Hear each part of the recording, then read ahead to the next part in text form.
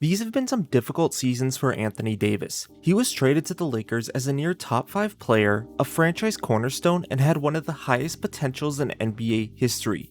He lived up to this for one season. After the Lakers brought home the 2020 NBA Finals in a large part to the postseason play by Davis, Davis has had some incredibly rough injury-filled seasons. In the 3 seasons Davis has played for the Lakers, he has played in just 138 of the 225 regular season games, not including this season. That's a rate of just 61%, and it's pretty inflated by his abnormally healthy 2020 season. But when Davis has played as a Laker, his play, especially in the last 2 seasons, has been clearly worse than what it was in New Orleans.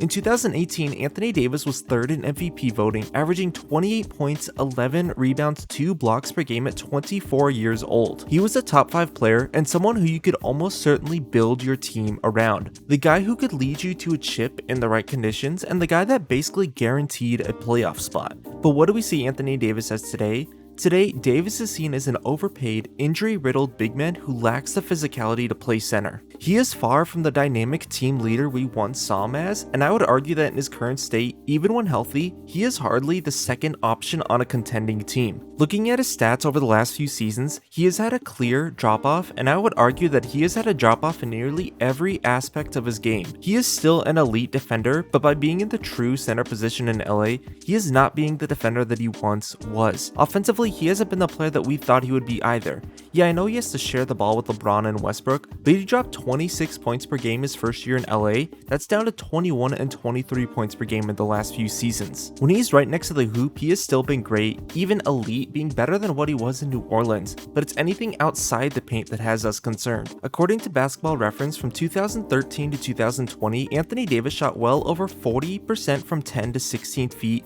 As a Pelican, he even averaged 43% from there. While the mid-range shot may not be the most efficient shot in the modern game, it has long been an important part of Davis's offensive arsenal.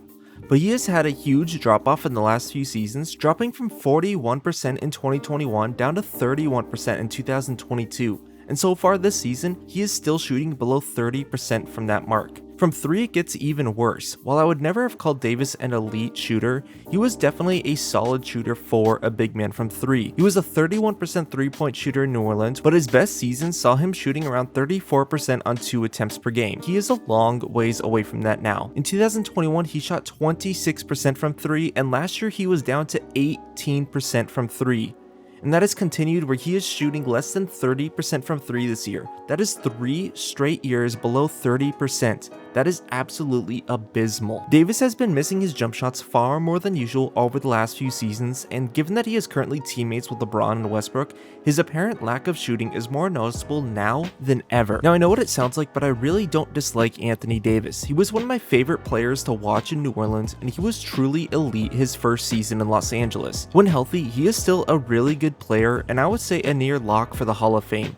But it is undeniable that he is a worse player now than what he was a few years ago. You can blame injuries, Rob Pelinka, Frank Vogel, or even LeBron, but no matter how you want to put it, Davis has gotten worse, and he is certainly not looking like the player the Lakers traded their entire future for. So if you're the Lakers, is it time to trade Anthony Davis? I don't think there's a single person that believes the Lakers built around LeBron, Westbrook, and Davis are going to bring home another championship. And with how they've been playing so far, I don't even know if they're going to make the playoffs. At this point, it might really be the best time for the Lakers to blow it up. And if you ask some people, they say that you should have traded Davis last season when his value was a little bit higher. But looking at this roster, they have practically little to no future. They only have 4 players under contract for the next season, and I would argue this team generally does not have a single young prospect. Their youngest players are a 19-year-old Max Christie and a 22-year-old Scottie Pippen Jr. While a 24-year-old Lonnie Walker and Austin Reeves may be solid players, they are far from young prospects. The Pelicans also have the right to swap picks with the Lakers, and given the fact that New Orleans will be likely at least a play-in team this season, the Lakers are probably going to be looking at another late teens or 20s pick next draft. The Pelicans also have the Lakers' 2024 pick and have the right to forego it for the 2025 pick. So essentially, the Lakers cannot count on draft capital, and unless there is an out-of-nowhere development, they practically have no young players to look forward to. So if I'm Los Angeles, it is my goal to turn Davis into as many draft picks as possible, but I also really want to question what his value actually is. The Lakers gave up, what, 5-6 first-round picks in the way of getting Davis? In no way are they gonna see that sort of return. Best I can see is them probably getting maybe 1 or 2 firsts with a young prospect and probably having to take a contract dump along with that. But since draft capital and young prospects would be my #1 goal if I were the GM of the Lakers, let's take a look at some of the teams with the most upcoming draft picks and some teams who have been in the trade talks surrounding Anthony Davis. Looking at this alone, the Thunder and Rockets at least have the draft capital to build a good trade for AD. But looking at the Thunder and Rockets, they are both deep into rebuilds, and with the solid young cores that both teams have and the amount of draft picks that they hold, I don't know if I would want to mess that up by bringing in Davis. While we think of him as a younger guy, Anthony Davis is now 29 years old. At this point in his career, he really won't be able to do much for a team deep into a rebuild, and going onto a tanking team isn't going to help Davis's career at all either. The Rockets may be able to make the move work financially, possibly like Anthony Davis's contract for a few draft picks and taking on Eric Gordon's massive contract. But if I'm Houston, do I really want to give up the draft picks for a 2-year rental of Davis?